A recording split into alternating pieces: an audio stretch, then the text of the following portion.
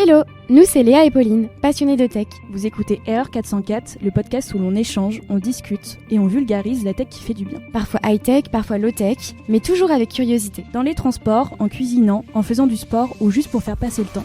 Laissez-vous embarquer dans nos discussions avec des invités passionnés. Mais attention, une fois lancé, vous risquez d'avoir envie de continuer. Comme disait Alain, plus on sait et plus on est capable d'apprendre. Vous écoutez un nouvel épisode d'Erreur 404. Bonne écoute! En 2024, plus de 75% des entreprises françaises déclaraient avoir été victimes d'au moins une tentative de cyberattaque. Dans le même temps, les offres d'emploi en cybersécurité explosent et pourtant ce domaine reste méconnu, parfois fantasmé. Entre clichés du hacker à capuche, l'image de guerre invisible ou les discours alarmistes, que sait-on vraiment de la cybersécurité aujourd'hui ? À travers cet épisode d'Erreur 404, on a voulu plonger dans cet univers, poser des questions simples et surtout faire le tri entre mythe et réalité. Parce que la cybersécurité, ce n'est pas juste un sujet pour les experts, c'est un enjeu qui nous concerne tous. Nous allons donc explorer les idées reçues, le quotidien de celles et ceux qui travaillent dans la cybersécurité, les différents enjeux et les perspectives d'avenir. Je m'appelle Pauline, je suis cofondatrice du podcast Erreur 404 et comme toujours, je suis avec Léa. Hello à tous, je serai la non-experte du sujet pour cet épisode dédié aux nouvelles technologies. Et pour parler de cybersécurité aujourd'hui, du coup, nous avons Hugo, ingénieur spécialisé dans ce domaine. Bienvenue à toi Hugo. Merci de votre accueil. Merci Hugo de te prêter au jeu du podcast et enchanté. Est-ce que pour commencer, tu peux te présenter ? Ouais, bien sûr, avec plaisir. Du coup, je m'appelle Hugo Le Fur, donc je suis ingénieur en cybersécurité. Pour passer rapidement sur mon parcours, donc ça fait des années que je sais que je veux faire de la cybersécurité, depuis le collège, je crois. Et donc au lycée, c'est passé par la filière scientifique. Et après, classe préparatoire pour une école d'ingénieur. Et en fait, d'ores et déjà, j'ai pu commencer un peu à toucher à la cybersécurité en m'y intéressant dès la prépa. Et c'est vraiment à partir de la fin de la prépa et le début du cycle ingénieur où j'ai vraiment développé cet intérêt pour la technique, que ce soit pour la cybersécurité ou le développement, en fait tout ce qui touche à l'ingénierie numérique technique. Et après, donc ça s'est concrétisé avec une alternance sur 3 ans sur mon cycle ingénieur. Et à partir de là, j'ai pu vraiment me spécialiser en cybersécurité. Et sur la fin de mon cycle ingénieur, sur plus précisément la cybersécurité offensive. Trop intéressant. Dans le podcast, on a toujours l'habitude de commencer avec 2 questions qui sont toujours les mêmes. Donc dans la tech, toi, qu'est-ce qui te passionne ? Et la deuxième question, qu'est-ce que tu voudrais voir arriver dans les prochaines années ? Ça peut être long terme aussi. Ou au contraire ne jamais arriver ? Alors moi, ce qui vraiment me passionne dans la tech, c'est reprendre des trucs compliqués et revenir à la base pour en faire quelque chose de simple. Donc typiquement aujourd'hui, ce que je trouve génial avec la cybersécurité, c'est que tout le monde utilise des ordinateurs, tout le monde utilise des téléphones, mais les gens ne savent pas vraiment comment ça fonctionne fondamentalement, quelles sont les pièces qui s'interconnectent pour faire fonctionner tout ça. Et en fait, quand on fait de la cybersécurité, on va déconstruire tout ça, soit pour mieux le protéger, soit pour mieux l'attaquer. Et en fait, on va couper ça en petites pièces pour être capable de mieux l'appréhender et derrière en faire quelque chose qui soit intelligible et qu'on puisse facilement représenter en fait. Et donc c'est vraiment ce que j'ai adoré dans la cybersécurité, c'est que tout de suite, vu qu'on cherche à défendre, les fondamentaux, la base, c'est comprendre comment ça marche. Parce que pour sécuriser quelque chose, ce qui est très important dans la cybersécurité, c'est la partie sécurité. Donc il faut comprendre comment ça fonctionne, quels sont les mécanismes, et derrière, quels sont les mécanismes d'attaque pour mieux défendre. Et après, sur le sujet de ce que j'aimerais voir, moi je suis vraiment un fan du transhumanisme, donc voir vraiment l'humain augmenter. Déjà, on est à fond dedans dès aujourd'hui. Ça passe par les ordinateurs, par les nouvelles technologies, les téléphones qu'on a tout le temps sur nous. Mais surtout avec ce qu'on voit, ce qu'a donné avec l'IA, où c'était quelque chose qui était très attendu, on attendait de voir ce qu'allait en donner, et où on a vu tous les vices autour de l'IA. Mais à la fois, oui, quand même, le transhumanisme, il y a une grosse partie où ça fait quand même un peu peur, parce que là où, dans les meilleurs aspects, on peut vraiment corriger les handicaps, permettre à des personnes qui ont des déficiences de pallier à ces problèmes, et sur le côté un peu plus néfaste, ça peut vraiment creuser les inégalités et on peut avoir des élites qui ont uniquement accès aux améliorations, là où d'autres gens seraient complètement privés. Donc après, comme tout dans la tech, il faut savoir faire la part des choses et avoir un impact et une approche responsable des sujets qu'on approche. Je veux juste rebondir sur ça justement parce que l'IA ça a été un peu un saut dans le vide, c'était de manière très exponentielle et effectivement c'est très intéressant, je pense, sur ce point-là, de se dire, bah ok, on crée plein de choses, qu'est-ce qui va se passer du coup demain avec. On a un petit peu les premiers résultats et ça me fait penser à ça parce que du coup, j'ai fait comme chaque année du coup Vivatech, et en fait c'est là où on voit vraiment les dernières innovations arriver, et en fait on voit où justement tout est en train de se transformer et d'arriver, d'avancer pas à pas. Surtout que ça a été accessible au public directement, quasiment, presque sans formation. C'est ça. Alors que d'habitude, justement, les technologies plutôt de pointe, ça met du temps à arriver au public. Donc c'est très différent des cas qu'on a vus avant. C'est ça. Ouais, et surtout, ça allait vite, quoi. Vraiment, pour justement, comme tu disais, Léa, pour le grand public, on est passé en quelques années de l'IA, c'est très futuriste, très peu accessible, à quelque chose qui se retrouve dans les mains de tout le monde, notamment il y a quelques années avec l'explosion de ChatGPT. Je pense que ça a été l'événement le plus marquant au niveau de l'IA et de l'accessibilité de l'IA, mais aussi parce que les gens se rendaient pas compte qu'ils manipulaient de l'IA tous les jours dans leur vie quotidienne, et même à défaut, aujourd'hui, maintenant, ce qu'on appelle de l'IA, c'est de l'IA générative, alors qu'en fait il y a énormément de choses qui sont autour de l'IA, et c'est comme tu l'as très bien dit, ça arrivait accessible très vite. Et c'est ça qui a vraiment fait, je pense, le gros changement entre les gens ne savaient pas du tout ce qu'était l'IA et maintenant tout le monde y a accès, quoi. Pour ceux qui nous écoutent et qui ne connaissent pas forcément tout ça, est-ce que tu veux faire un petit point sur qu'est-ce que c'est concrètement l'IA, même l'IA générative que tu bien sûr. L'IA, en fait, c'est le diminutif d'intelligence artificielle, et ça va être tous les mécanismes, les procédures, les techniques pour reproduire ou du moins imiter une forme d'intelligence. Alors ça va être des choses très basiques, un simple algorithme, un algorithme très très simple, ça va être de l'IA, parce qu'en fait on va donner des instructions à la machine qu'elle va reproduire, et en fait on va essayer de mimer une sorte d'intelligence artificielle. Alors après, ce que maintenant les gens appellent intelligence artificielle, c'est où vraiment la différence entre la machine et l'être humain est flou, en fait. Vraiment, typiquement, quand on parle de ChatGPT, quand on parle d'IA générative, donc qu'il soit capable de générer des discussions, des textes, ou même des images ou de la musique. Aujourd'hui, on peut faire énormément de choses avec l'IA. En fait, parfois, les gens oublient même que face à eux, ils ont un ordinateur qui réfléchit pas du tout, qui simplement exécute, encore une fois, des tâches. C'est là aussi que ça devient très intéressant dans l'aspect technique, de revenir à la base pour aussi démystifier un petit peu tout ça et dire, en fait, finalement, typiquement, quand on prend une IA générative de texte, elle va pas réfléchir à ce qu'elle dit, elle va juste chercher quel est le mot d'après qui lui correspond le mieux. C'est purement probabilistique, ça se base sur j'ai absorbé plein de textes, dans ces textes qui parlent de ces sujets-là, le mot suivant, généralement, c'est celui-là, donc moi, je l'utilise pour faire ma phrase. Les IA, c'est très très varié, on en utilise tous au quotidien. Dans nos téléphones fonctionne presque exclusivement l'intelligence artificielle, et aujourd'hui l'intelligence artificielle, c'est dans la vie de tout le monde, mais depuis des années. Là, ce qui a changé aujourd'hui, c'est que maintenant c'est accessible, et quelque part ce qui est très bien, c'est qu'il y a une vraie prise de conscience par rapport à ça. C'est que vu que maintenant les gens réalisent que c'est accessible à tous, parfois pour de bonnes ou de mauvaises raisons, il y a une vraie prise de conscience là-dessus, et moi je le vois en tant que professionnel de la cybersécurité, on a une vraie demande dessus, quoi. Les gens se rendent compte que ça peut être utilisé à mal, et ils veulent savoir comment ça fonctionne, ils veulent savoir comment s'en protéger, et derrière, pour les jeunes, c'est d'autant plus important, parce qu'ils vont être amenés à manipuler ça de plus en plus. C'est vraiment une question de temps, d'années avant que l'IA se retrouve dans le programme scolaire, et que des outils à base d'IA se retrouvent dans les mains des jeunes, et c'est pour ça qu'il faut vraiment les sensibiliser sur comment ça fonctionne, et aussi dès qu'une donnée est ingérée par l'IA, elle est accessible à tous, quoi, quasiment. C'est ça. Et du coup, ça fait une très belle transition justement avec le sujet qu'on va aborder.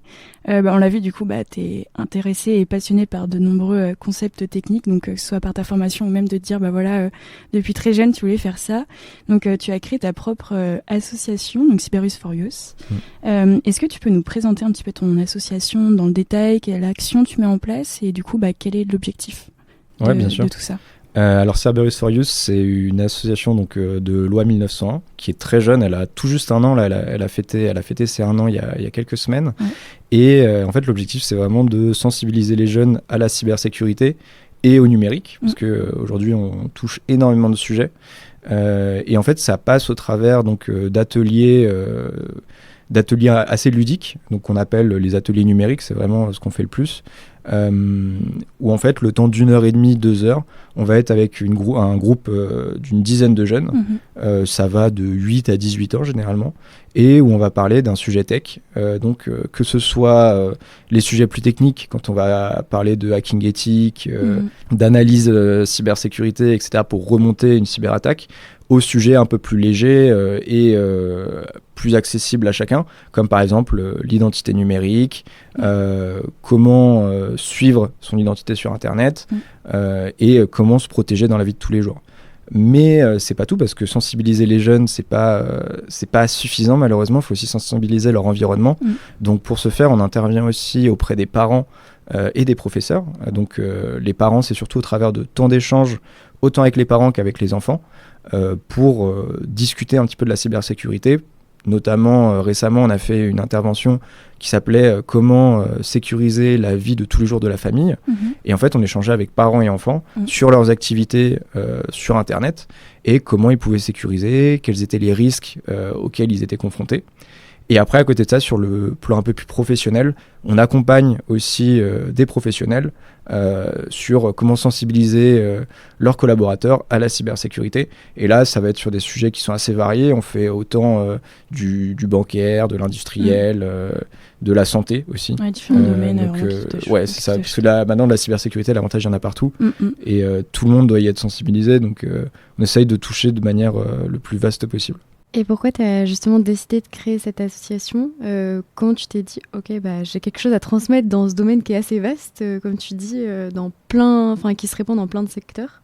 Ouais, alors en fait, l'asso, elle s'est créée vraiment juste après que j'ai été diplômé, parce qu'en fait, elle prend racine dans un projet associatif. Donc à l'école, j'étais dans l'asso solidaire de l'école, et j'avais proposé déjà ce concept d'atelier numérique pour les jeunes. À l'époque, c'était beaucoup plus orienté sur la programmation, l'électronique numérique et l'art numérique.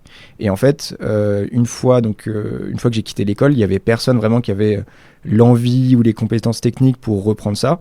Et en fait, en échangeant avec les organismes auprès de qui on intervenait déjà, ils m'ont dit pourquoi pas créer ton asso, quoi. Et c'est vrai que moi, j'ai eu tout au long de mes études un investissement associatif assez fort, et c'est clairement quelque chose qui me manquait en sortant de l'école. Et donc je me suis dit en fait pourquoi pas. Le pourquoi je me suis dit que j'avais quelque chose à transmettre, en fait sur le coup je me suis pas du tout dit que j'avais quelque chose à transmettre. Je voulais juste faire découvrir, en fait. C'était ça plutôt que de transmettre. Et en fait avec le temps, ça, d'autant plus que moi ma passion, c'est la cybersécurité. Ça s'est beaucoup plus orienté sur la cybersécurité qui, par défaut, se veut, ça doit être enseigné, en fait. Parce que même s'il y a des experts du domaine qui s'occupent de sécuriser les entreprises, les particuliers au quotidien, la cybersécurité, c'est le travail de tous.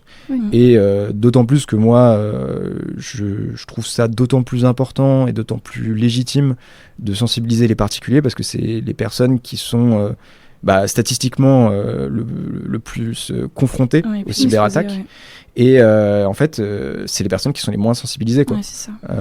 Aujourd'hui, typiquement, pour les générations, pour les générations qui sont déjà actives ou qui sont plus âgées, il y a aucun programme qui sont là pour ça.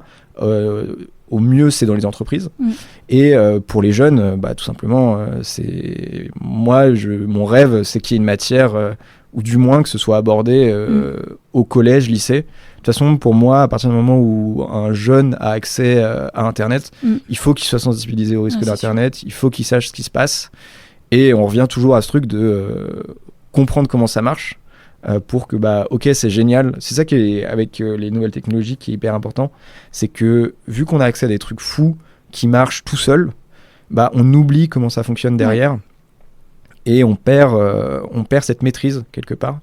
Et c'est important, surtout quand on parle de sécurité et de risque, d'être capable de comprendre quels sont les mécanismes derrière et comment se protéger en ayant conscience de ces mécanismes. J'ai une petite question en continuité avec ce que tu viens de dire, qui est plus associée à comment tu sensibilises des personnes qui n'ont pas conscience qu'elles doivent être sensibilisées comment tu vas essayer de marketer un peu l'atelier pour vraiment donner envie, par exemple, à des publics très jeunes, ou justement, est-ce que c'est par le biais d'écoles, de mairies, est-ce que c'est souvent difficile d'emmener les gens à des ateliers ou qui pensent que c'est pas nécessaire jusqu'à ce qu'ils ont fait l'atelier, quoi. Ouais, je suis tout à fait d'accord. C'est vrai que c'est la partie la plus compliquée, d'autant que parfois c'est des sujets qui peuvent paraître un peu hors sol, et les gens se disent soit je suis pas concerné, soit je vais rien comprendre. Oui. C'est surtout ça le problème, c'est que les gens ont peur de ne pas comprendre.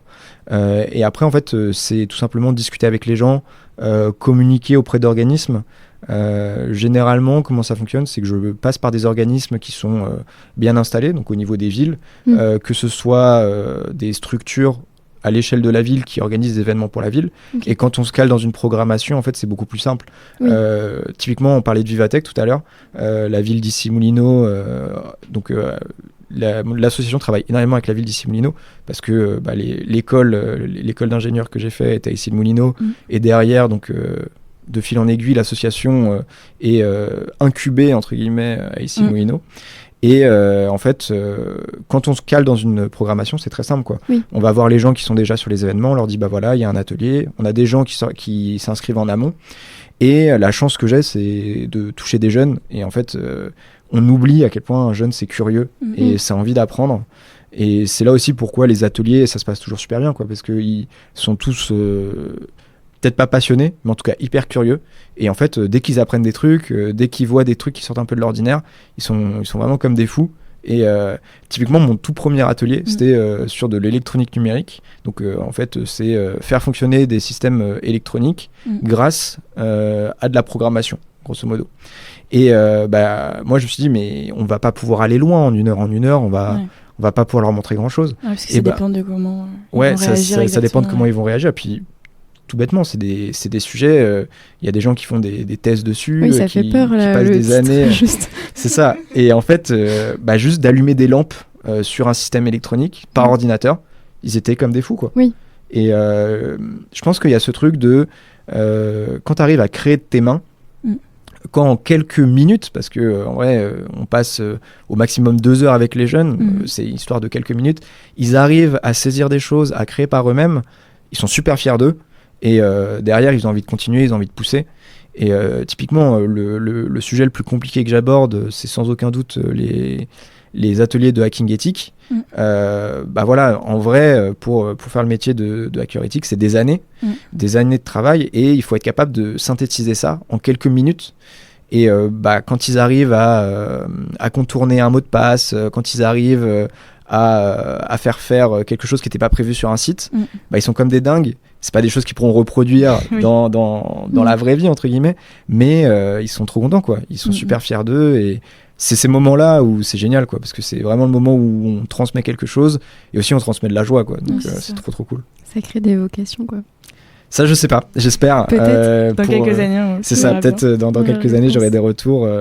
Mais ouais, en tout cas, c'est vrai qu'à chaque fois, j'ai toujours, si c'est pas les jeunes, c'est les parents qui viennent me demander comment ils peuvent approfondir, quels sont les sites. Aujourd'hui, ce qui est un peu dommage, c'est que il y a assez peu de ressources en français. Il y a des très bonnes associations qui font ça, mais c'est pas accessible pour les jeunes. Donc c'est aussi quelque chose qu'on essaye de mettre en place, avoir une banque de documentation en français qui soit accessible aux jeunes aussi. Ça serait vraiment un truc super cool. Et j'ai une petite question simple. C'est quoi le hacking éthique ? Ça veut dire on attaque, mais gentiment ? Ouais, c'est exactement ça. Moi, c'est ce que je dis. D'ailleurs, il faut pas dire hacker éthique, c'est un abus de langage. Normalement, hacker, ça suffit à dire qu'on est du côté de la loi. Okay. Sinon, on dit pirate informatique. Okay. Moi, c'est vrai que je précise toujours hacker éthique parce que c'est plus simple. Oui. Le hacker, du coup, c'est le gentil pirate informatique. Ouais. En fait, tout simplement, on fait la même chose que des pirates informatiques, mais nous, on a le bon sens d'aller prévenir les gens. Oui. Et c'est très cadré, c'est parce que ce qu'on fait, si on n'a pas le papier qui nous autorise à le faire, c'est complètement illégal. Peu importe qu'on le fait, peu importe à quelle fin on le fait, parce que souvent, on a cette facilité de dire la différence différence entre le hacker et le pirate informatique, c'est l'intention. Non, la vraie différence entre le hacker et le pirate informatique, c'est le papier qui t'autorise à le faire.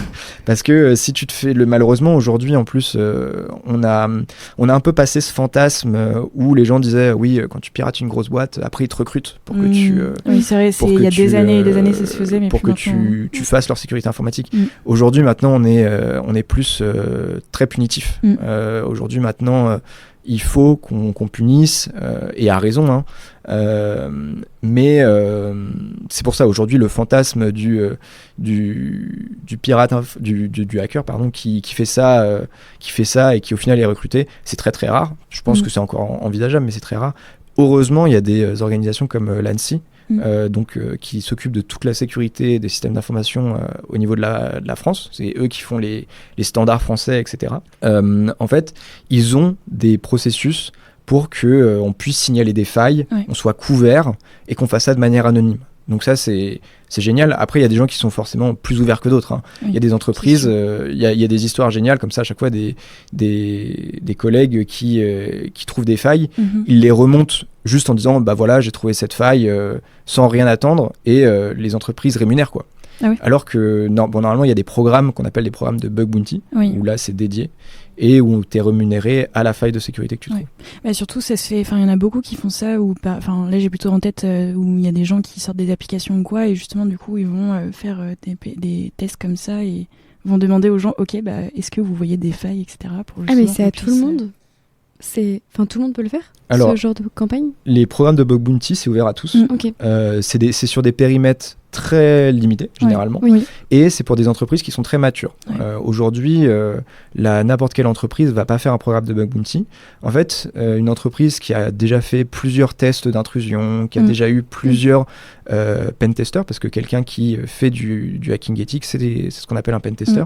Donc, qui a vraiment éprouvé déjà son application, elle va pouvoir faire ce qu'on appelle ce fameux programme de bug bounty où elle va rémunérer à la faille. Plutôt qu'en fait de payer un package, où ça va être le package complet du test d'intrusion, ils vont payer à la faille pour en fait avoir un petit peu une garantie de résultat.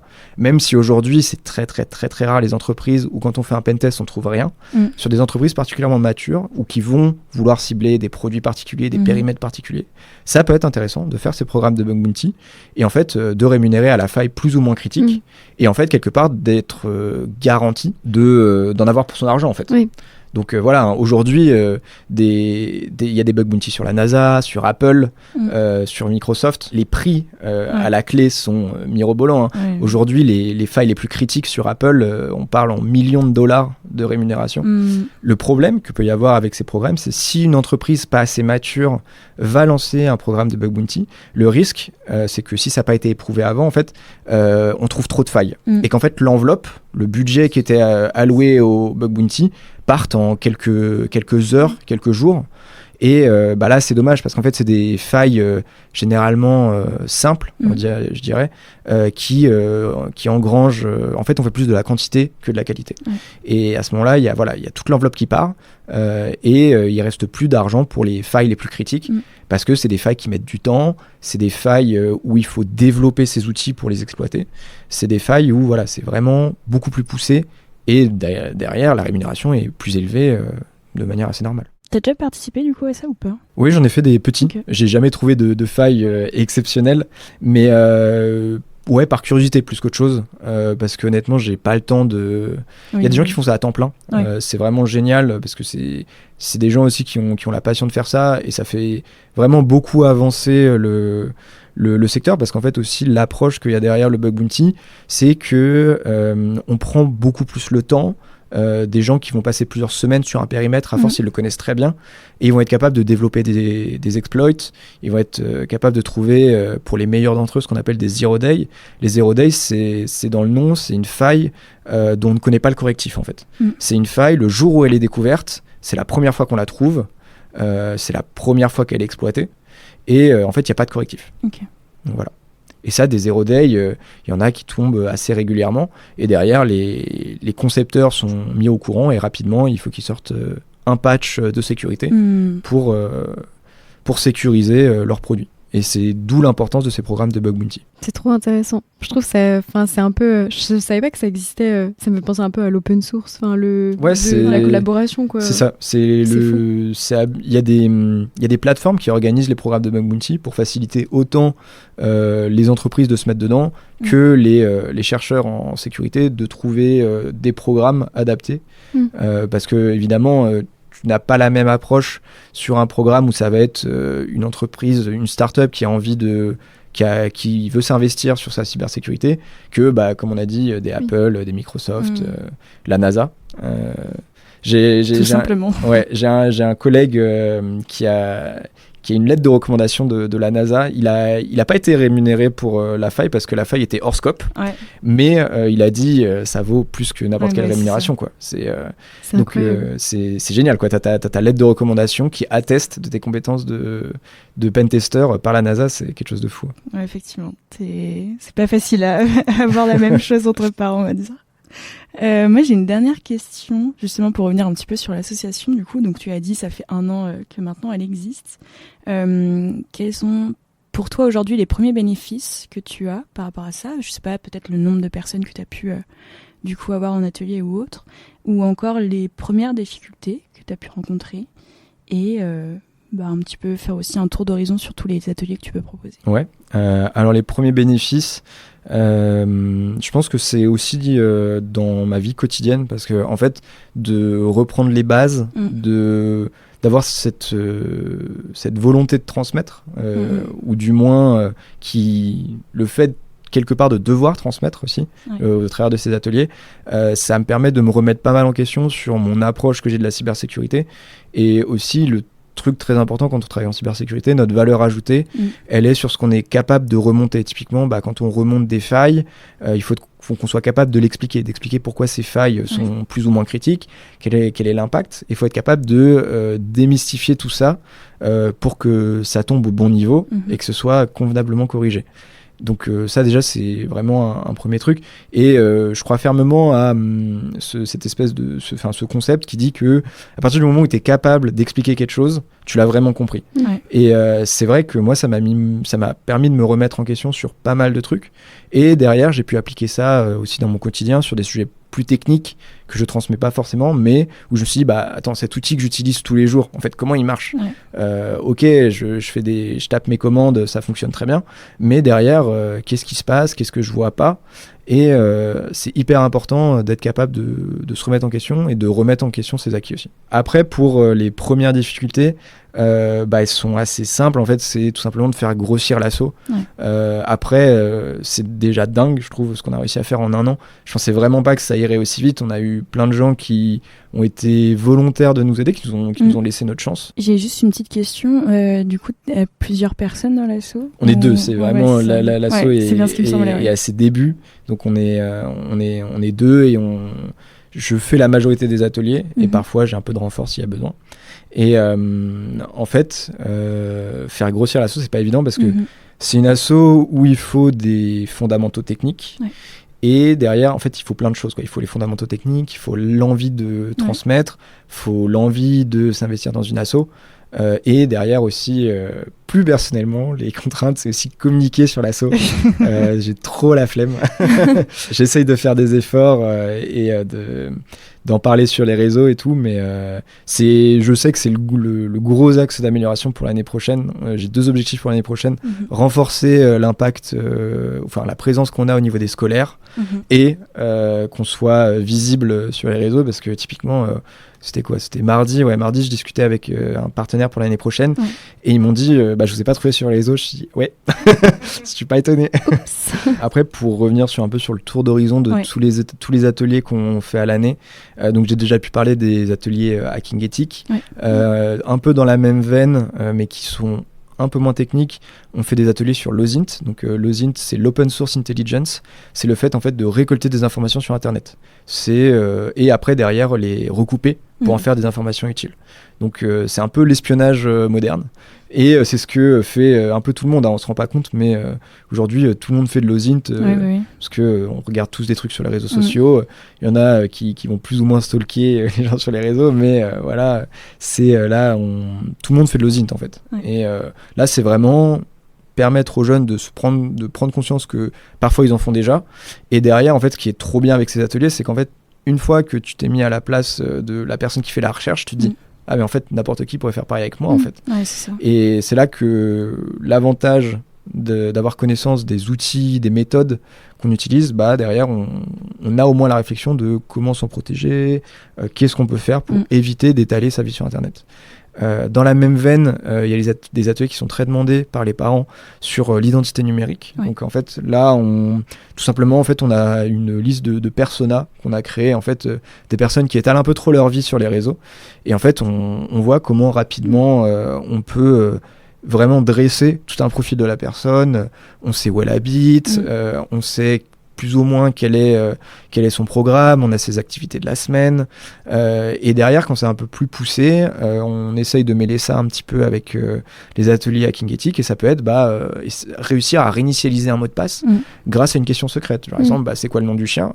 C'est pratique, le nom du chien, il est sur les réseaux, donc voilà, c'est des choses comme ça. Donc on essaye de faire se recouper les ateliers aussi.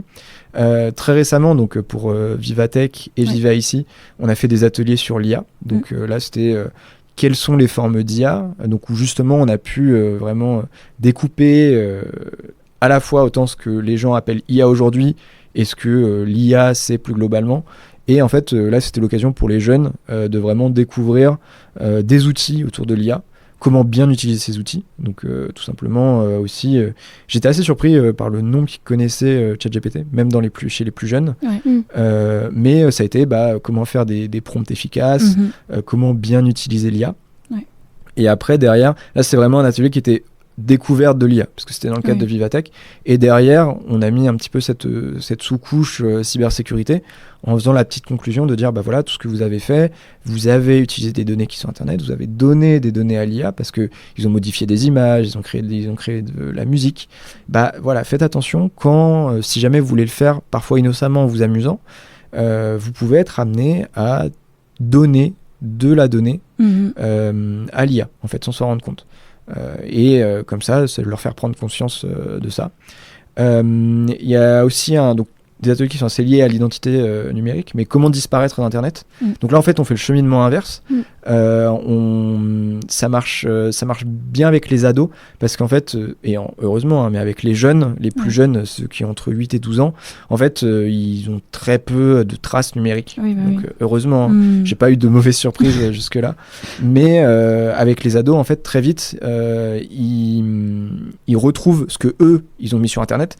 Et ça va très très vite, parce qu'aujourd'hui, aussi grâce à l'IA, il y a des outils de reconnaissance faciale qui sont vraiment très très puissants. Et en fait, ils se rendent compte que quelqu'un qui ne les connaît pas peut énormément d'informations sur eux. Et derrière, en fait, ça c'est la première partie de l'atelier. Dans la deuxième partie de l'atelier, on voit une liste d'outils sur comment vraiment effacer toutes les données qu'il y a sur nous sur Internet, quels sont les recours possibles. Donc ça, c'était un atelier qu'on a fait en collaboration avec la CNIL. Donc la CNIL qui est l'organisation qui gère toutes les données personnelles, enfin qui régule, toutes les données personnelles au niveau de l'Europe. Et en fait, on a fait cet atelier où ils intervenaient, et nous derrière, il y avait l'atelier sur comment disparaître d'Internet en appliquant justement les recommandations de la CNIL, et derrière faire valoir son droit à l'oubli du RGPD, donc la réglementation sur les données personnelles. Aussi donc, sur les ateliers un peu plus techniques, il y a les ateliers sur la programmation. Donc ça, on fait autant du Python que du Ruby pour que ce soit un peu plus simple. C'est différents langages informatiques. Python, ça je sais, avec Anaconda et tout ça, tous ces serpents-là. Voilà, c'est ça, tous les serpents. Ruby, c'est codé avec des blocs, en fait, pour les plus jeunes. Donc en gros, il y a des blocs qui font des actions, et de manière très visuelle, ils relient les blocs avec des petites flèches. Et à la fin, ça leur fait un petit algorithme. Et sinon, on fait aussi de l'Arduino. Donc l'Arduino, c'est l'électronique numérique. Donc en fait, ils ont ce qu'on appelle une breadboard. C'est comme une carte mère, un circuit imprimé qui est en plastique, sur lequel ils peuvent brancher leur petite lampe, leur petit câble. Et derrière, on connecte ça à un micro-ordinateur qui est l'Arduino. Et en fait, c'est une petite carte mère sur laquelle il y a plein de périphériques qu'on peut brancher. Et derrière, on connecte ça à un ordinateur et on peut faire tourner des programmes dessus. Donc, le cas le plus simple, c'est faire clignoter une LED, faire une bande LED. Voilà, des petits trucs. Et ça, déjà, ils ils sont archi fans. Mais en vrai, je trouve que c'est rassurant que l'atelier Comment disparaître d'Internet existe. Parce qu'au début, quand tu disais justement qu'il y avait un atelier sur qu'est-ce qu'on peut trouver, enfin sur l'identité numérique, qu'est-ce qu'on peut trouver sur une personne à partir de pas grand-chose, parce que tu t'es certainement retrouvé face à des personnes qui avaient peut-être beaucoup de choses sur Internet, surtout dans les ados, et de se dire que ça peut jamais disparaître parce que Internet n'oublie jamais, entre grosses guillemets. Oui, je pense que c'est hyper rassurant aussi pour les parents de savoir qu'ils peuvent réinitialiser, mais je pense que c'est une démarche qui est super longue, non ? Alors ça dépend en fait. Ça dépend vraiment des sites. Et en fait, déjà, alors Internet n'oublie jamais, c'est pas tout à fait vrai. Okay. C'est très compliqué de complètement disparaître d'Internet. D'ailleurs, en fait, aujourd'hui, quand on parle concrètement de disparaître d'Internet, c'est quasi impossible sans se séparer de tous ces objets connectés. Parce que ce soit le téléphone, même un téléphone, quand on pense qu'un téléphone est détruit, il est toujours géolocalisé en fait. Même quand on n'active pas la géolocalisation, il est toujours géolocalisé. Mais disons, détruire le gros de ce qu'on a sur Internet, c'est assez faisable aujourd'hui. Notamment grâce, aujourd'hui, tout ce qui est GAFAM, maintenant, ils sont responsabilisés sur le sujet. Et même s'ils ont beaucoup trop de droits par rapport à ce qu'ils font, on peut quand même supprimer un gros morceau de ce qu'on laisse sur Internet. Et ça finit, effectivement, par contre, la fin, les quelques pourcents qui restent, les 10 derniers pourcents, je dirais, c'est là où ça devient compliqué, où c'est des procédures qui sont longues. Parce qu'il faut faire valoir son droit à l'oubli donc du RGPD. Et là, on peut tomber autant sur une entreprise qui est respectueuse et veut rester dans les clous qu'une entreprise qui fait l'autruche et qui répondra jamais. Mais de toute manière, aujourd'hui, le plus simple, c'est de laisser un minimum de traces dès le départ. C'est pour ça aussi que pour moi, c'est important de sensibiliser les jeunes pour qu'en fait, dès le début, ils soient au courant de ce qu'ils font. Et que dès le début, ils essaient de laisser un minimum de traces. Oui. Merci pour tout ce que tu nous as déjà expliqué. On a collecté sur les réseaux sociaux avec Pauline les idées reçues de nos auditeurs et auditrices que tu vas pouvoir infirmer ou confirmer. Donc je te donne une affirmation, tu dis vrai ou faux, et on approfondira ensuite avec les questions. Est-ce que ça te convient ? Ouais, parfait. Let's go. La cybersécurité, c'est un truc de parano. C'est faux. Il faut pas tomber dans le truc d'être parano, mais je peux comprendre que ça peut faire peur. Seuls les grands groupes sont ciblés par les hackers. Pas du tout. Utiliser un antivirus, c'est suffisant. Non. Quand on fait de la cybersécurité, on est amené à mener des actions illégales. Non. Naviguer en mode privé protège complètement votre vie privée. Absolument pas. Le cloud, c'est plus dangereux qu'un serveur local. Oui et non. Ça dépend du cloud.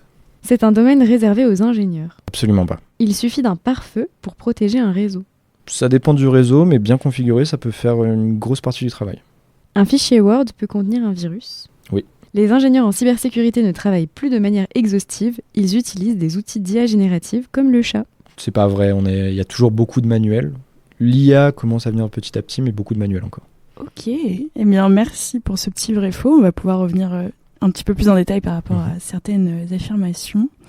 Justement, en fait, en lien avec le fait que t'es dit, et ce qui est totalement vrai, que c'est pas forcément du coup réservé aux ingénieurs. C'était une question que aussi quelqu'un nous avait posée, c'est à l'échelle d'une personne qui est pas du tout familière avec le monde informatique, comment elles peuvent se sentir concernées justement par la cybersécurité ? Alors, déjà, je vais découper la question en deux. Yes. Comment se sentir concerné ? En fait, c'est simplement parce que la cybersécurité, aujourd'hui, tout le monde est exposé à des cyberattaques. Vraiment, je pense qu'on a tous reçu un mail de phishing, un SMS, où là, du coup, c'est du smishing. Donc, le phishing, c'est le fait d'utiliser ce qu'on appelle l'ingénierie sociale pour mener une attaque. Donc, en fait, ça va être se faire passer pour quelqu'un en qui, a priori, on a confiance ou dans le but de faire gagner quelque chose, par exemple, pour voler des informations derrière. Il y a souvent le colis n'a pas pu rentrer dans votre boîte aux lettres, on a besoin de votre confirmation via le lien suivant, etc. Cliquez sur ce lien. C'est ça, exactement. C'est ça. Ouais, toujours, c'est cliquer sur ce lien. En fait, surtout, ce que les gens se rendent pas compte sur ce genre d'attaque, c'est que c'est très varié, en fait. Ça peut être autant des attaques où le but, ça va être de voler des documents d'identité à des fins d'usurpation d'identité. Celle un peu qu'il y a dans l'esprit collectif, c'est de voler la carte bancaire. En fait, il faut savoir que généralement, en fait, les pirates vont être beaucoup plus intéressés par le fait de voler des petites sommes. Typiquement, tu disais le coût du colis. Ils vont être beaucoup plus intéressés en disant, il y a 1 euro de frais de douane quelque part. Et en fait, pourquoi ça ? Parce qu'en fait, quelqu'un qui a payé 1 euro, dans un premier temps, peut-être qu'il se rendra même pas compte qu'il a été victime d'une cyberattaque. Et derrière, la majorité des gens vont juste dire, bon, ok, je supprime ma carte bancaire, j'en commande une nouvelle, comme ça, pas de problème. Et en fait, derrière, au final, sur des milliers, des millions de personnes qui sont touchées, derrière, ça leur fait un sacré pactole et il y a très peu de personnes qui portent plainte. En fait. C'est ça. Alors que sur des cyberattaques où on va voler des milliers à une personne, en fait, la personne va se rendre compte, va porter plainte, et il va y avoir des conséquences. Donc, et en fait, c'est vraiment deux opposés. Soit on va cibler un maximum de personnes, soit on va faire ce qu'on appelle, on va faire la chasse à la baleine, où on va vraiment cibler le gros client, où là, on va passer des semaines et des mois à étudier cette personne pour faire l'attaque parfaite. Mais du coup, oui, la cybersécurité, c'est l'affaire de tout le monde, et surtout les particuliers, où un minimum de sensibilisation couvre un maximum des risques. Et ensuite, la deuxième partie, comment se sensibiliser à la cybersécurité ? En fait, le plus simple aujourd'hui pour prémunir les risques, c'est de savoir qu'ils existent. En fait, à partir du moment où on est capable de reconnaître une cyberattaque, on a fait 90% du job, quoi. Moi, c'est vrai que c'est un atelier dont je n'ai pas parlé, mais on fait cet atelier beaucoup avec les jeunes aussi. Reconnaître une cyberattaque.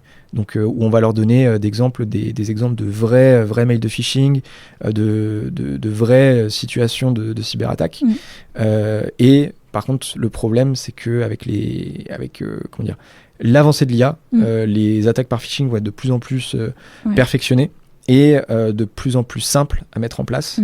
Donc ça, je peux que recommander de se sensibiliser d'autant plus à la cybersécurité, parce que ça va arriver d'autant plus et de manière plus violente encore. Ouais, parce qu'on ne pourra pas faire du coup la différence entre du coup un vrai mail et un mail phishing ou autre. Exactement. Et pour davantage approfondir l'a priori qui était lié justement au lien entre ton métier et l'épanouissement des intelligences artificielles génératives, est-ce que c'est plus facile ou plus dur d'obtenir son diplôme d'ingénieur en cybersécurité, par exemple, avec la Gen AI ? Question compliquée. Je dirais, en fait, ça dépend vraiment de ce que reflète le diplôme et ce que va apprendre l'école. Si effectivement aujourd'hui, comme on le voit malheureusement, mais des formations qui promettent en 1 an de devenir expert en cybersécurité, des salaires à 6 chiffres à la sortie, oui, ces formations, c'est beaucoup plus simple de les passer avec ChatGPT évidemment. Mais quand on fait des formations où il y a un vrai bagage technique, c'est vrai que la cybersécurité est accessible à tous. En tout cas pour se protéger personnellement, pour travailler dans la cybersécurité, c'est aussi accessible à la majorité, mais il faut avoir des bases solides qui s'apprennent très bien, mais il faut avoir des bases solides. Et ces bases, les IA génératives peuvent être de très bons outils quand on a envie d'apprendre, quand on a envie de pousser les choses. C'est de très bons outils, mais elles remplaceront jamais le fait de comprendre et d'avoir vraiment cette vision d'ensemble qui est notre valeur ajoutée en tant qu'ingénieur en cybersécurité. Et un peu dans la même veine, ce que tu commençais à le dire justement, en disant qu'il faut des bases solides pour exercer ce type de métier. Est-ce qu'on peut faire de la cybersécurité sans avoir fait de l'informatique et est-ce que c'est intéressant des profils qui sont non techniques dans ce type de domaine ? Ouais, bien sûr. Alors, je vais pas pouvoir couvrir toute la cybersécurité parce que c'est tellement vaste, mais typiquement sur aujourd'hui des profils qui sont, je dirais, plus littéraires ou même plus commerciaux, c'est très intéressant parce que la cybersécurité aujourd'hui, ça touche vraiment énormément de domaines. Si on parlait tout à l'heure par exemple des données et du droit à l'oubli, aujourd'hui, toutes les grandes entreprises doivent avoir ce qu'on appelle un DPO, un délégué à la protection des données personnelles. Et en fait, ces gens-là ont un bagage qui est beaucoup plus fort, beaucoup plus important dans le droit que dans l'ingénierie. Pareil, hein, la cybersécurité maintenant, ça touche aussi des dimensions internationales. Il peut y avoir des vrais conflits à l'international au travers de la cybersécurité. Avoir des gens qui ont étudié les relations internationales, c'est hyper intéressant. Moi, j'étais dans des équipes avec des profils qui étaient très variés, autant du milieu juridique que du milieu un peu plus commercial, relations internationales. C'est une vraie plus-value. Certes, en tant qu'ingénieur, on s'occupe des sujets techniques. Parfois, ces gens-là ont besoin d'un coup de main quand ça va être de l'audit de configuration. On parlait tout à l'heure des firewalls.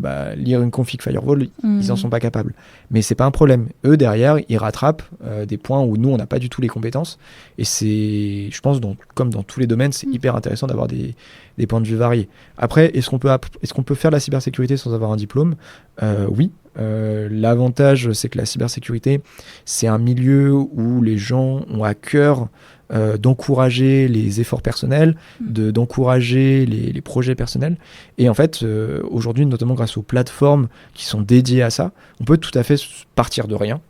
Aujourd'hui, même les plateformes, c'est leur argument de vente un petit peu, c'est d'avoir et souvent c'est qualitatif pour les plus importantes, d'avoir vraiment ce parcours où on part de zéro et on a vraiment de très bons fondamentaux en cybersécurité. Moi, c'est très régulièrement que je recommande certaines plateformes à des néophytes complets qui veulent s'intéresser à la cybersécurité. Est-ce que d'ailleurs tu veux partager quelques références ? Ouais, pas de problème. De toute façon, c'est des plateformes qui sont réputées et qualitatives. Typiquement, pour les très débutants, il y a TryHackMe, qui est où là il y a des passages d'apprentissage, je sais pas trop comment le dire en français, mais des chemins en fait qui sont vraiment faits pour partir de zéro, où on va expliquer à la fois, on va donner les bases de réseau, les bases de programmation et derrière les bases de cybersécurité pour au moins comprendre le sujet. Ça fera pas tout de suite de vous des professionnels de la cybersécurité, mais il y aura des bases solides et vous serez tout à fait capable de parler de cybersécurité. Après, pour les personnes un peu plus évoluées, quoique avec leurs nouvelles offres, ça évolue vraiment aussi vers les néophytes, il y a Hack the Box, qui est vraiment la référence dans le milieu, qui, il y a quelques années, se voulait très élitiste. En fait, même pour rentrer sur le site, il fallait réussir d'ores et déjà un challenge qui n'était pas à la portée de tous. Mais maintenant, c'est accessible à tous et ils ont même une académie où, encore une fois, ils prennent par la main les plus débutants. Et en France, on a la chance d'avoir l'association RootMe. Donc on oublie que c'est une association, mais à la base c'est une association qui est très qualitative. Il y a de la documentation en français pour le coup, mais qui est moins accessible aux débutants pour le coup. C'est un peu le seul défaut de l'association, c'est que c'est compliqué de mettre le pied à l'étrier en passant par cette association. Ouais, parce qu'il faudra avoir du coup des bases déjà pour voilà, il faut un certain bagage, ne serait-ce que pour comprendre la documentation et la solution des challenges. Ça demande déjà un certain niveau. Moi, j'aimerais juste revenir sur un petit point. Tu as dit, donc justement, en fait, dans une équipe autour de toi, c'est pas forcément que des personnes, du coup, ingénieurs ou quoi, de manière beaucoup plus globale. Toi, c'est quoi ta journée type, du coup, en tant qu'ingénieur en cybersécurité ? Alors, ça va être très varié, ça va dépendre des missions, du moment dans la mission, mais on parle de hacker depuis le début. Je vais vous prendre la journée type quand on est en mission. En fait, au début de la mission, on va définir ce qu'on appelle le périmètre. On ne sortira jamais de ce périmètre, parce que sinon, comme je l'ai dit, on sort du petit papier qui nous dit ce qu'on a le droit de faire, et à ce moment-là, ça devient illégal. Et après, sur ma journée, par exemple, disons que je dois tester une application web où ça va être un login classique, un login qu'on utilise tous les jours. Je vais passer peut-être la moitié de la journée à trouver un maximum de failles sur ce login. Alors évidemment, les plus évidentes, ça va être comment je peux passer outre ce login, comment je peux soit complètement ignorer le login, comment je peux usurper un compte d'un autre utilisateur pour me loguer à sa place. Une fois que je me suis logué, est-ce que je peux naviguer à partir d'un utilisateur vers un autre utilisateur. En fait, ma journée type, ça va être, quand on mène des attaques, ça va être de déterminer un périmètre et d'aller le plus en détail possible dans ce périmètre. Par exemple, pour prendre le contre-pied tout à l'heure quand on parlait du bug bounty, le bug bounty, on cherche des failles assez précises. Quand on est sur une mission de pentest, qui est un audit, on veut être le plus exhaustif possible. On veut remonter un maximum de failles pour pouvoir dire au client, bah voilà, j'ai fait mon maximum, j'ai trouvé ces failles-là. Et d'ailleurs, ce qui est très important dans le rapport, parce que chaque audit donne lieu à un rapport, hein, c'est la valeur ajoutée qu'il y a dans notre métier, sinon ça servirait à rien. Si on casse tout et que derrière on dit pas comment réparer, bon bah on s'est bien amusé nous, mais au final on n'a pas été très utile. Au contraire, on a même peut-être ralenti quelque part les équipes parce qu'on leur a dit pendant une journée ça peut être un peu compliqué. Donc sur ce rapport, on va préciser ce qui a marché, mais surtout ce qui n'a pas marché. Parce que là, on va leur dire, bah voilà, ça vous étiez bon à ce niveau-là, là-dessus vous êtes un peu moins bon, et sur les points où c'est moins bon, bah voilà comment corriger les failles. Et derrière, on fait ce qu'on appelle une contre-visite. Donc la contre-visite, elle peut avoir lieu une semaine, 2 semaines, même un peu plus longtemps après, où en fait, on va faire un petit peu un état des lieux. On va dire, bah voilà, là, on avait réussi à passer comme ça, est-ce qu'on peut toujours le faire ? Là, vous avez corrigé ça, c'est pas mal, mais vous pourriez améliorer ça. Et en fait, la contre-visite, c'est vraiment le moment où on va discuter avec le client. On va leur dire, vous étiez à cet état-là avant qu'on arrive. Maintenant, vous en êtes là. C'est quoi nos recommandations pour l'avenir ? Donc, c'est pour ça aussi qu'il est très important le rapport, parce que si le rapport n'est pas exhaustif et qu'on ne détaille pas tout ce qu'on a fait, tout le cheminement, toutes les commandes qu'on a faites, derrière, les gens qui corrigent ne peuvent pas reproduire. Et en fait, c'est ça le plus important, c'est que quelque part, une fois qu'ils ont corrigé, bah, ce serait bien qu'ils puissent reproduire. Et là aussi, où ça devient hyper important de rendre ça intelligible et que ce soit compréhensible, bah, en fait, si quelqu'un qui a les compétences techniques, mais pas le bagage cyber, qu'il soit capable de reproduire l'attaque. Et comme ça, il peut voir si ça marche ou pas. Et est-ce que dans ta journée, tu collabores beaucoup avec les gens de ton équipe, par exemple ? Ouais, alors généralement, quand on fait un test d'intrusion, on est toujours par 2. Pour la simple raison que si on casse quelque chose, ce serait bien qu'il y ait quelqu'un pour dire il a pas fait exprès. Pour backup, voilà. dans son.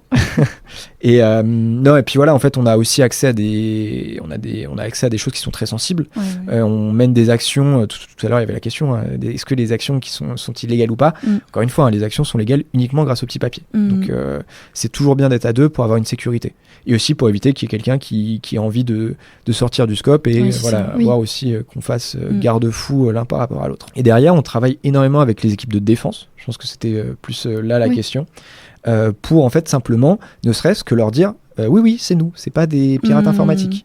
Donc ça, sans rentrer dans la technique, ça peut se faire assez simplement. Quand on va interagir avec l'application, avec le site, on peut signer ce qu'on fait en fait. Et là, on dit, cette signature-là, c'est nous. Et sauf que c'est des signatures avec 18 caractères un peu aléatoires pour que ce soit pas reproductible. Mais la question qu'on me pose très souvent, c'est est-ce que un hacker peut se faire hacker par un pirate informatique ? Et oui, il y a énormément d'histoires. Moi, ça m'est pas arrivé, mais des gens qui racontent l'histoire où en plein test d'intrusion, ils réalisent qu'il y a quelqu'un d'autre sur le réseau. Il y a des fichiers qui bougent et parfois ça peut même être sur des attaques plus avancées, des pirates qui profitent qu'il y a un test d'intrusion pour masquer une vraie cyberattaque. Et derrière aussi, c'est là que c'est très important d'avoir le bagage technique sur ce qu'on fait et pas simplement d'utiliser des outils comme ça a été demandé tout à l'heure, parce qu'il faut qu'on soit capable de comprendre ce qu'on utilise et comprendre ce qu'on fait. Parce que la manière la plus simple de pirater un hacker, c'est encore de pirater ses outils. Tout simplement, si on fait exécuter du code qu'on ne maîtrise pas, c'est très simple pour quelqu'un de mal intentionné de dire à la fin de ton script, tu m'envoies une connexion directement à mon ordi, s'il te plaît. Et j'assistais à des petits ateliers où justement ils présentaient des attaques et des choses comme ça. Ils disaient, regardez, par exemple, pour exploiter cette faille, on utilise ce script, faites attention, il y a un script qui est sorti il y a 2 semaines. Si vous regardez à la fin du script, il y a une petite ligne qui dit là je donne accès complet à mon ordinateur à la personne, et derrière la personne met ce qu'on appelle un listener. Donc c'est vraiment l'ordinateur en écoute, et en fait il va dire ok, à ce moment-là je me connecte là, ok, j'ai récupéré la connexion, j'ai accès à l'ordinateur. Donc voilà, c'est pour ça qu'aussi le premier truc qu'on dit quand on se forme et quand on apprend tout ça, on dit maîtrisez vos outils, lisez ce que vous utilisez. Et en fait, à partir du moment, quand on le fait, quand on s'entraîne de nos environnements dédiés, il n'y a pas de problème. À la rigueur, ça peut être que notre faute s'il y a des problèmes. Quand on est sur l'environnement du client et que c'est potentiellement des données du client qu'on fait fuiter, là, ça devient beaucoup plus grave. Hyper intéressant. Merci beaucoup, tu nous as appris plein de choses. Et on voulait te proposer un petit test surprise, je sais pas comment appeler ça, mais plus en tant que non-experte, je voulais te poser 3 cas qu'on peut rencontrer donc, plutôt à nos âges, donc quand on commence à travailler. Ouais. Un deuxième cas plutôt pour mon père qui se pose la question. Et ensuite, plutôt pour nos grands-mères, grands-pères. Alors le cas 1, voilà, j'avoue, je me suis déjà fait avoir en entreprise lors du test de sensibilisation de phishing opéré par l'équipe de cybersécurité. Et j'ai dû suivre des formations très longues ensuite pour me former et pallier à ce clic malencontreux. Comment identifier un mail de phishing? Donc on a déjà un peu parlé dans la définition, mais comment identifier en quelques lignes? Parce que tu l'as vraiment dit tout à l'heure, ça peut être personnalisé et je croyais vraiment que c'était vrai. Aujourd'hui, le plus simple pour identifier un mail de phishing, ça va être l'urgence. Systématiquement, un mail de phishing, on va être dans l'urgence. Donc l'urgence, ça va être créée de différentes manières. Ça va être félicitations, vous avez gagné quelque chose, réclamez votre prix dans les 24 heures. Vous êtes convoqué au tribunal, vous devez envoyer vos documents d'identité dans les 24 heures. Et ou sinon en entreprise il y a différents vecteurs, mais ils aiment bien on a pris des photos hier soir, t'as fini mal, regarde les photos, ou sinon on a trouvé tel truc qui vous appartient, réagissez rapidement, sinon on le donne à quelqu'un d'autre, ou encore ça je pense c'est le plus classique, quelqu'un qu'on connaît ni d'Ève ni d'Adam qui a besoin de nous pour ce projet super urgent, faut cliquer sur ce SharePoint. Donc voilà, l'urgence pour moi c'est le critère principal, c'est vraiment ce que je répète toujours aux jeunes. Si un mail vous presse, posez-vous la question. Ensuite, évidemment, si on n'attend pas de mail, parce que ils aiment généralement quand il y a du phishing, ils aiment bien se faire passer pour des organismes de confiance ou en tout cas des gens qui peuvent, quand c'est pas les classiques vous avez gagné quelque chose, ou sinon quelqu'un qui peut nous mettre la pression, donc typiquement une instance gouvernementale généralement. Donc dites-vous, est-ce que vous attendez vraiment ce mail, est-ce que ce mail semble légitime, est-ce que ce qu'on vous reproche ou ce dont on parle dans le mail vous concerne vraiment. Et là, vous aurez déjà fait une bonne partie du travail. Ensuite, c'est toujours bien de vérifier l'expéditeur. Typiquement, je prends le cas, j'aime bien parler du cas du cas de la fraude au gouvernement, parce que les adresses, c'est toujours des adresses à la mort moelle-neu, alors que n'importe quelle adresse du gouvernement sérieux est en .gouv, tout simplement. Pareil, on parlait tout à l'heure du cas de l'entreprise. Dans l'entreprise, ils sont fair-play, ils mettent toujours une adresse mail qui est légèrement modifiée par rapport à celle de l'entreprise. Un I, ou par exemple un L qui est transformé en I majuscule, un G qui est transformé en Q, ce genre de choses. Et finalement, le corps du mail, même si ça va avec l'IA générative, tout à l'heure on le disait, ça va évoluer. Encore aujourd'hui, les corps de mail sont pas très qualitatifs, parce que souvent c'est des choses traduites en plusieurs langues, et parfois même des caractères complètement qui n'ont rien à faire dans le mail. Donc voilà. Moi, je mets toujours l'accent sur l'urgence, parce que ça ne changera pas, peu importe la méthode des pirates informatiques. Tout simplement, c'est ce qu'on appelle de l'ingénierie sociale. Donc, c'est utiliser les biais cognitifs humains pour pousser à la faute, et il n'y a pas pire que l'urgence. Trop bien, merci beaucoup. J'espère que je ne me ferai plus avoir. Deuxième question de mon papa. Et comme je rencontre un expert, j'en profite. Donc, dans le train, est-ce qu'il vaut mieux se connecter au Wi-Fi public avec un VPN, ou est-ce qu'il faut mieux réaliser un partage de connexion avec son téléphone portable ? La question est un petit peu difficile déjà. Parler de VPN, c'est très bien. C'est une bonne chose. Alors, je ne sais pas ce que c'est. Du coup, un VPN, pour ceux qui ne savent pas ce que c'est, il faut imaginer que vous avez une bassine d'eau, vous passez un tube en caoutchouc dedans, et en fait, le caoutchouc va rendre imperméable le passage, en fait. Donc voilà, c'est ce qui va vous permettre de rester au sec sur Internet. Ça veut dire, en fait, de vraiment compartimenter votre connexion. Et il y a beaucoup d'entreprises, surtout aujourd'hui avec le télétravail, qui passent par un VPN parce qu'en fait, entre autres, ça permet de chiffrer les données et ça fait que n'importe qui écoute sur vos flux de données ne peuvent pas les récupérer. C'est illisible. Et ça permet aussi de simuler comme si vous étiez dans le réseau. Donc voilà, utiliser un VPN au quotidien, c'est très bien. Même si, attention, tout VPN ne veut pas dire chiffrement des données. C'est des choses qui sont différentes. Donc voilà, il faut bien se renseigner sur les VPN qu'on utilise. Il existe autant des VPN payants que gratuits. Il faut simplement se renseigner sur ce qu'on consomme. Ensuite, par rapport aux réseaux publics, il faut savoir que même si vous utilisez le problème des réseaux publics, en fait, c'est que très facilement, d'ailleurs, typiquement, dans les ateliers, c'est des cas que j'utilise. Moi, quand on reproduit des cyberattaques, généralement, le premier vecteur, soit c'est un mail de phishing, soit c'est un réseau public. En fait, c'est très simple aujourd'hui. Moi, je prends mon téléphone, je fais un partage de connexion. Le réseau SNCF Inouï Wi-Fi, si je rajoute 1-8, alors qu'il n'y en a pas à la base, personne ne fera la différence. Ouais. Et en fait, il faut savoir que moi, une fois que je suis en partage de connexion, quand on fait un partage de connexion vers ces appareils, il ne se passe rien. Moi qui suis mal intentionné, qui ai le bagage nécessaire ou juste qui ai acheté un outil pour le faire, je peux avoir accès très facilement, siphonner toutes les données. Je peux parfois même avoir un accès directement au téléphone ou à l'ordinateur. Donc ça, il faut faire très attention. Donc le problème, c'est qu'utiliser un VPN, c'est bien, mais dans ces cas-là, un VPN ne servira à rien. En fait, il va chiffrer, si c'est un VPN qui chiffre, il va chiffrer la connexion entre l'ordinateur et le réseau Wi-Fi, mais le problème, c'est le réseau Wi-Fi. Voilà. Et ensuite, est-ce qu'il faut mieux utiliser son partage de données ? Évidemment, il faut mieux utiliser son partage de données parce qu'au moins, on est sûr d'où ça vient, a priori. Et alors, par contre, autre sujet aussi dans les lieux publics, tout ce qui est chargeur, surtout à ne pas utiliser.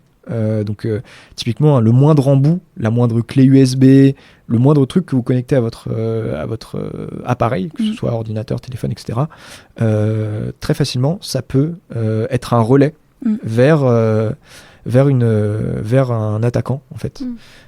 Et donc voilà. Donc, les prises, vous pouvez les utiliser, mais avec votre matériel. Ok. Merci beaucoup. Mais désolé papa, tu ne pourras plus utiliser le Wi-Fi public de la SNCF. En tout cas, il faut savoir ce qu'on fait. Voilà. Et les risques. Ce qui est toujours bien, typiquement, quand tu utilises un réseau Wi-Fi, c'est déjà s'il y en a deux, de vérifier quel est le réseau Wi-Fi. Et en fait, aujourd'hui, pour le coup, le cas de la SNCF, je connais bien parce que c'est celui que j'utilise tout le temps pour les ateliers. En fait, c'est très simple de reproduire à l'identique. Aujourd'hui, on n'est même pas. C'est impossible de chercher les détails des différences. On reproduit à l'identique la page de connexion au Wi-Fi de la SNCF. Et là, à ce moment-là, on a des identifiants, on a une adresse mail, un mot de passe et on peut les utiliser un peu partout. Alors, le cas d'après, plus pour nos grands-parents, nos aînés, on a tous vu passer le cas de Anne. Cette Française qui a été victime d'un faux Brad Pitt sur les réseaux sociaux, notamment via la génération des deepfakes. Donc pour Brad Pitt, c'était un peu particulier, mais plus peut-être pour justement nos aînés. Comment on peut reconnaître le vrai du faux alors que la technologie, elle va faire qu'évoluer. Et aussi, je pense que ça a peut-être un lien avec l'identité numérique parce qu'on peut générer des photos peut-être de leurs petits-enfants en difficulté à partir de ce qu'on trouve sur Internet. Donc comment reconnaître le vrai du faux ? Ouais, alors exactement, ce sujet, j'en parle notamment quand on parle d'IA. Honnêtement, je mettrais pas tant l'accent sur reconnaître le vrai du faux que, encore une fois, connaître le risque. Comme tu l'as très bien dit, aujourd'hui, et ça va faire qu'empirer, ça va être de plus en plus difficile de reconnaître des deepfakes. Et ce qui est très bien, c'est que ça fait un peu rebondir les sujets. Mais tu vois, si on est capable de faire un deepfake de quelqu'un, c'est qu'il y a des images de lui qui traînent sur Internet. C'est des parents qui n'ont pas été très vigilants, qui ont mis les photos de leurs enfants plus ou moins jeunes sur Internet. Voilà. Aussi pareil avec la synthèse vocale. Aujourd'hui, il suffit de 30 secondes de parole pour reproduire la voix. C'est pas très convaincant quand on connaît la personne, quand on discute avec elle, mais ça peut être suffisant. Et à partir de 2-3 minutes de discours continu, on peut être capable de faire des voix qui trompent les proches. Donc voilà, aujourd'hui c'est très très difficile. C'est pour ça que honnêtement, je mettrais même pas l'accent sur reconnaître le vrai du faux, mais savoir que c'est possible et avoir les bons réflexes. Ça veut dire que dès qu'encore une fois, on vous met dans l'urgence, on utilise, et là encore pire, parce que c'est des proches, donc, l'affection, là etc., on réfléchit même plus. Ce qui est important, c'est d'appeler la personne en fait. Directement. Tout de suite, on essaye. Je sais que c'est compliqué d'être rationnel, mais on appelle la personne directement ou au moins d'autres proches qui pourraient nous informer. Parce qu'en fait, ça, tout de suite, ça va supprimer tout doute. Si la personne répond, non, elle n'est pas à l'autre bout du monde sans argent. Mais oui, pour le coup, c'est des attaques qui vont arriver de plus en plus souvent et qui vont être de plus en plus convaincantes. Ça, c'est pour le coup l'un des vrais problèmes de l'IA et de l'IA générative, c'est sur la synthèse vocale et les deepfakes. Pour le coup, même aujourd'hui, je ne sais pas si vous avez regardé, mais tous les ans, je sais plus si c'est Microsoft qui fait ça, mais qui fait l'évolution de Will Smith qui mange des spaghettis. Vous avez dû voir la vidéo de base qui est affreuse, genre vraiment il se mélange avec les spaghettis et tout, mais ça a quelques années, et aujourd'hui c'est ultra fidèle, quoi. Réaliste, et c'est pour ça l'IA dans les années à venir, surtout qu'en plus on continue d'investir dans l'IA, c'est de plus en plus accessible. Aujourd'hui, on peut faire tout et n'importe quoi avec l'IA. Pour peu qu'on mette un petit peu d'argent dedans, on peut avoir des IA très très convaincantes. Et typiquement, pour l'anecdote, il y a quelques mois de ça, une attaque qui s'était passée à Londres, qui avait fait énormément parler. C'est un mec, un directeur commercial, qui avait accès vraiment à des grandes sommes d'argent, qui fait une réunion avec ses collaborateurs à l'autre bout du monde, et qui valide un versement de plusieurs millions de dollars. Et en fait, la seule personne de réel dans le call, c'était lui. Et en fait, toutes les personnes avec qui il interagissait, c'était des deepfakes et des voix synthétisées. Et parce qu'il n'y a pas eu ce processus de vérification avant d'envoyer le virement, une cyberattaque comme ça. Mais ça, encore une fois, ça, c'est des cyberattaques très précises qu'on appelle, que je disais tout à l'heure, faire la pêche à la baleine. C'est des cyberattaques qui sont étudiées pendant plusieurs semaines. Et ça, pour le coup, c'est pour ça que les entreprises, il faut les sensibiliser à ça. Il faut faire de vrais processus pour essayer de se sécuriser le plus possible là-dessus. Aujourd'hui, vraiment... essayer de chercher le vrai du faux, c'est encore possible, mais c'est compliqué. Je sais pas si vous avez un peu vu, mais sur les réseaux sociaux, il y a beaucoup de fausses pubs maintenant qui se font avec des influenceurs. Ça reste assez grotesque, mais il y a des personnes qui tombent dedans. C'est ça. Tu vois, par exemple, un influenceur dont on a entendu parler, on voit qu'il fait ça, on se dit, ah putain, il fait ça, c'est abusé qu'il fasse ce genre de promotion, alors que voilà, c'est de l'IA. Et dans quelques années, ce sera très très très compliqué de discerner le vrai du faux. C'est pour ça, en fait, le plus important, c'est de sensibiliser, savoir que le risque existe, que c'est faisable, et toujours avoir cette sensibilité de se dire, ah non, mais sans tomber dans la paranoïa, encore une fois, mais de se dire, ah ouais, mais peut-être là, c'est un peu louche. Donc du coup, de rationaliser un petit peu tout ça et de vérifier du coup les sources. Exactement. Ok, en tout cas, c'était très intéressant. Merci Léa pour ces 3 cas pratiques. Et on arrive du coup un petit peu sur la fin de l'épisode. Et pour conclure, justement, une dernière question. Si on devait du coup retenir un petit peu par rapport à tout ce qu'on avait pu discuter lors de cet épisode, quelles seraient les 3 idées essentielles qu'on devrait retenir sur la cybersécurité et qu'on devrait du coup absolument partager autour de nous? Que la cybersécurité, déjà, c'est l'affaire de tous. Ça, c'est le plus important. Tout le monde est concerné. Tout le monde est sujet de cyberattaque. Et plus que ça, il y a des personnes qui sont plus ou moins, je dirais, sensibles à ces attaques, en tout cas plus ou moins à risque. Donc évidemment, toujours, c'est les jeunes et les personnes âgées. Donc faire attention à ces personnes qu'on a dans notre entourage, faire l'effort d'en discuter, de sensibiliser. Le deuxième point, ce serait d'avoir conscience du risque. C'est ce que j'ai répété tout du long, mais avoir conscience du risque, c'est vraiment 90% du travail qui est fait. Donc ça, malheureusement, il n'y a pas de solution magique. Il faut se renseigner. Il faut participer aux ateliers Cerberus for Youth. Exactement. Et voilà, quoi, en discuter. Et après, je pense le troisième point qui sera un peu à l'appréciation de chacun, ne pas hésiter à en parler, à en discuter, parce qu'en fait, tout le monde est sujet à ces cyberattaques, tout le monde les vit différemment, et aussi, il faut pas négliger l'aspect psychologique des cyberattaques. Typiquement, aujourd'hui, en entreprise, si il y a une entreprise qui subit une cyberattaque, il y a des collaborateurs qui sont vraiment très très touchés. Et mentalement, c'est très difficile. On se sent très responsable, surtout aujourd'hui où les entreprises aiment bien vraiment remuer le couteau dans la plaie et chercher des boucs émissaires. Il y a des gens où ça peut être très difficile de se remettre d'une cyberattaque, même si ça ne nous touche pas directement, ça touche l'entreprise. Et de manière plus générale, en fait, plus on parle de cybersécurité, plus on le partage, plus on sécurise un maximum de monde par rapport au risque. D'où le sens du coup de cet épisode d'Erreur 404. Exactement. Merci beaucoup. Merci pour votre accueil. Comme tu l'as très bien dit, Hugo, tout au long de cet épisode, protégez vos données, ne réutilisez pas les mêmes mots de passe, ayez conscience du risque et n'hésitez pas à participer aux ateliers de Cerberus for Use. Si vous êtes en région parisienne, rendez-vous sur notre page Notion pour accéder à d'autres ressources en lien avec la thématique de cybersécurité et notamment avec les ressources dont a parlé Hugo dans l'épisode, mais aussi d'autres ressources qu'il souhaitera vous partager. C'est déjà la fin de cet épisode d'Erreur 404. On espère que cela vous a plu et que vous avez appris quelque chose d'utile ou d'inspirant. Si c'est le cas, n'hésitez pas à nous le dire en laissant un commentaire, en mettant 5 étoiles sur les différentes plateformes d'écoute et en partageant autour de vous. Pour prolonger la discussion, vous pouvez également nous retrouver sur Instagram, TikTok ou LinkedIn sous le nom Erreur 404 Podcast. On se retrouve bientôt pour un nouvel épisode. D'ici là, restez curieux et curieuses et souvenez-vous, plus on sait et plus on est capable d'apprendre. À bientôt sur Erreur 404.